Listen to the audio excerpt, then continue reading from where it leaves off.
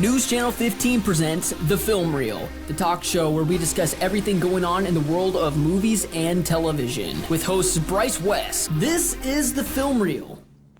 Hello and welcome into The Film Reel, the talk show where I, this week, discuss everything going on in the world of movies and television. I'm your host, Bryce West. Unfortunately, Lloyd wasn't able to make it this week. He's actually on vacation in Florida, but we do actually have a segment from him today, so stay tuned for that. But right now, let's take a look at the box office report for this week.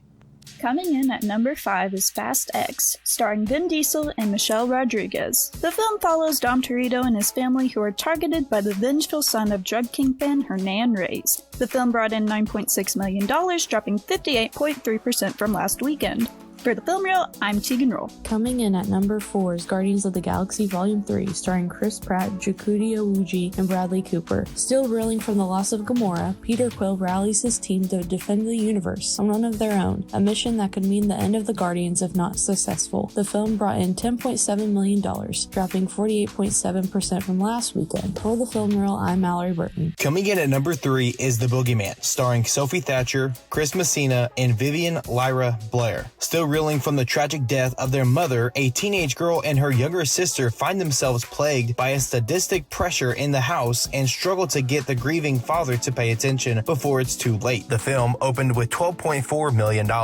For The Film Reel, I'm Drew Pounson. Coming in at number 2 is The Little Mermaid, starring Halle Bailey, John Howard King, and Melissa McCarthy. A young mermaid makes a deal with a sea witch to trade her beautiful voice for human legs so she can discover the world above water and impress a prince. The film brought in $41.4 million, dropping 56.7% from last weekend. For The Film Reel, I'm Ian Klingler. Coming in at number 1 is Spider-Man Across the Spider-Verse, starring Shameik Moore and Haley Steinfeld. Miles Morales catapults across the multiverse, where he encounters a team of spider people charged with protecting its very existence. When the heroes clash on how to handle a new threat, Miles must redefine what it means to be a hero. The film opened with $120.7 million. For The Film Reel, I'm Quentin Watt. Spider-Man Across the Spider-Verse sweeps in the box office this week, grossing over $120 million this domestic weekend. Worldwide, it actually, fun fact, it grossed more than the entire worldwide gross of Morbius in one weekend. So Spider-Man Across the Spider-Verse is doing fantastic numbers in the box office. I can imagine that Sony is very pleased seeing these numbers. I cannot wait to see Spider-Man Beyond the Spider-Verse. This one ends on a pretty massive cliffhanger. It's supposed to come out in March. I could see there being some delays there, but regardless, this film is doing absolutely great. Coming in at number 2 is The Little Mermaid with $41.3 million, dropping 56.7% from last weekend.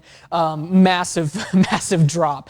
I think people pretty much saw what they wanted to see from The Little Mermaid in the first weekend, and nobody's coming back to see it again.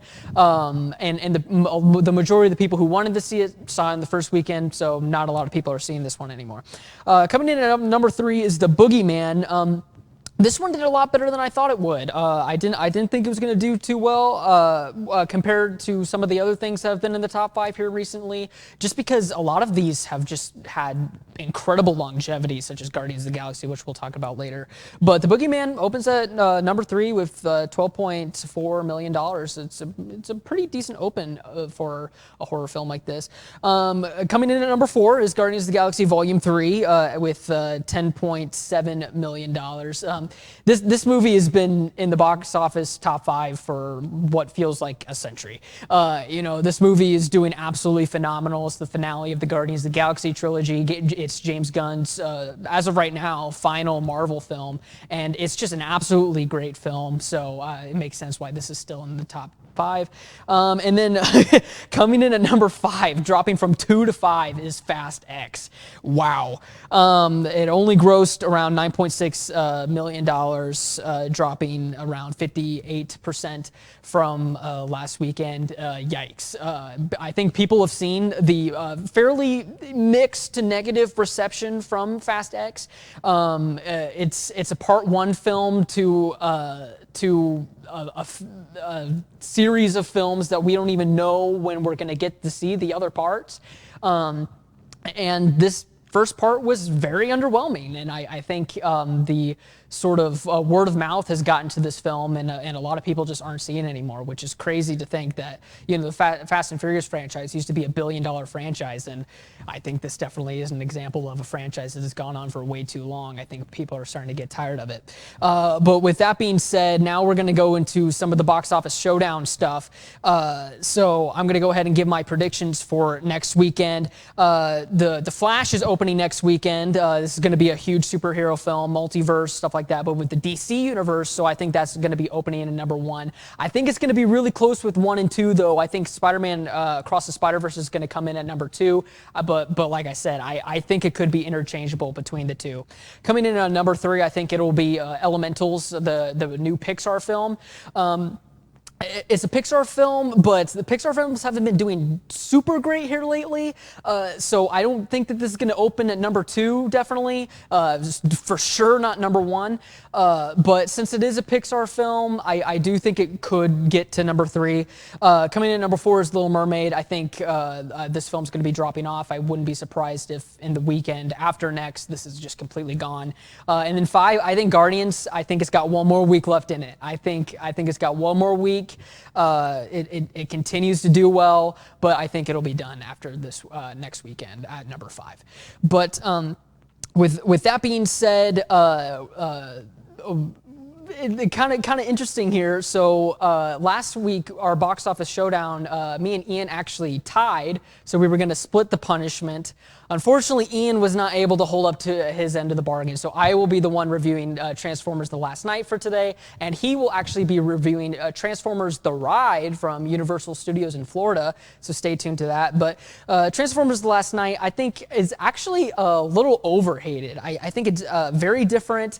You got sort of the weird King Arthur Merlin stuff that I actually didn't hate. I thought it was kind of interesting. The Autobots actually feel like they have a presence in this film, which I feel like is a problem with some of the others, where they kind of get overshadowed. The Unicron twist was a little weird, having Unicron sort of be Earth. I don't know. They never really got to fully explore that since they kind of switched over to the prequel series, but I thought that was kind of interesting. And Optimus Prime is evil for a part of the film, which I thought was actually kind of an interesting dynamic to see, the Optimus Prime take on some of the Autobots. But I definitely think that this isn't the worst film ever made that people like to say that it is, but I mean, it's definitely not the greatest Transformers film either by any means. But with that being said, let's take a look at Ian Lloyd's review for Transformers The Ride. This is Ian Lloyd from the Film Reel, reporting live, pre-recorded, in front of Transformers The Ride 3D. A new Transformers film has just come out, and I'm about to ride this ride that came out, I think a decade ago. We'll see if it's good, and I'll report back later. Let's go. So I had to hack my way onto this frequency. This better be critical, Wheelie. Sir, come on. What is it not? Please. Okay, a couple of things. I'm running low on the WD-40, and the mattress in my barracks is a little squishy. I believe you can too. So the fate of the Earth is in your hands. Take the Allspark to safety. Optimus out. Right back at you. Just came out of the Transformers ride, and it was fun. It is in your face, nonsense, a lot of explosions, and Optimus Prime, my best friend, says, you're brave, and you defended the world. And so that was cool. And we beat the Decepticons. I don't think I would ever ride this ride again, but I could say the same thing about the movies. They're fun in the moment, and then afterwards I just feel kind of empty inside. So that's the Transformers The Ride 3D review from me, Ian Lloyd, and be right back to the Film Reel. Thank you to Ian for that. So we're going to take a quick break, and after this, I'm going to give my review of the new Transformers movie, Transformers Rise of the Beast, which opens today. I am Jordan Crow. I'm a registered nurse and director of case management here at Wabash General Hospital. I started my journey with Wabash General Hospital in 2011 and a part of the Health Occupations program. After that experience, I decided I did want to pursue nursing. What matters the most to me about working at Wabash General Hospital is the flexibility that it allows for me to live and work close to home. It allows more time with my family and also allows me the opportunity to serve the community that I grew up in.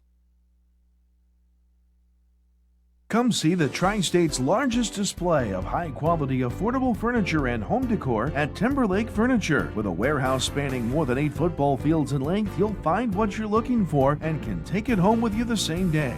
Shop the latest styles from the name brands you know and trust, all at the lowest prices anywhere. Check out our huge selection of top-quality mattresses from Sealy, Tempur-Pedic, and Stearns & Foster. And shop our closeout mattress sale going on now. Timberlake Furniture, so your house feels like home. Welcome into the Film Reel. Today I'm going to be giving you my review of Transformers The Rise of the Beast, which comes out today in theaters worldwide. I thought this film was actually pretty good compared to some of the other Transformers films that we've gotten. The Transformers films franchise is kind of notorious for having some just okay films and then some pretty horrible films. But this one actually was pretty solid. I actually really enjoyed a lot of this film. The Autobots, for one, look great in this film. Some of the problems that I've had with previous Transformers films is a lot of the Autobots, the Decepticons, just the Transformers in general, look a lot really grayed out a lot of the time, but in this film you get to see a lot more of the color. You can tell the difference between the characters that you're looking at, which I really enjoyed. This film also introduced the Maximals to the Transformers movie franchise, which I thought was pretty interesting. I've never been a huge fan of the Maximals design in Transformers Beast Wars, and I'm still not really a huge fan of them here, but I thought their backstory at least was a little neat, and I thought what they served to the story was pretty good. The human characters, I mean, we always have human characters in these Transformers films. You know, I would prefer to just have a Transformers film and have it be about the Transformers, but if you're going to do these live action films, you kind of got to have live action human characters. But these two were actually pretty well done. In fact, without saying spoilers, near the end of the film, it actually one of the characters actually has a really neat tease to what seems to be an upcoming cinematic universe that Hasbro is doing with their toy properties, which I think is actually a really interesting twist and a really cool idea for them to do. But lastly, I think Optimus Prime's arc in this film is really good. I think Optimus Prime, we get to see a little bit of a different side of Optimus than we've gotten to see in a lot of the previous films. And in most of the previous films, Optimus Prime is like, yeah, we gotta save Earth, we gotta protect the humans, you know, at least in the earlier ones. And then he gets betrayed by them, but these are prequels, and so we actually get to see Optimus Prime be somewhat skeptical of the humans and not really wanting to trust them at first, and then he has a whole arc with that, and then he's able to relate with the main human character in this, and the main human character Noah is able to relate to Optimus with some of the similar struggles that he's having. So I thought the way they connected the two characters was really well done. Actually, I think this is probably the greatest way they've been able to combine the human stories with the Autobots. So that was really cool. And then just a quick cliff note. Pete Davidson as Mirage.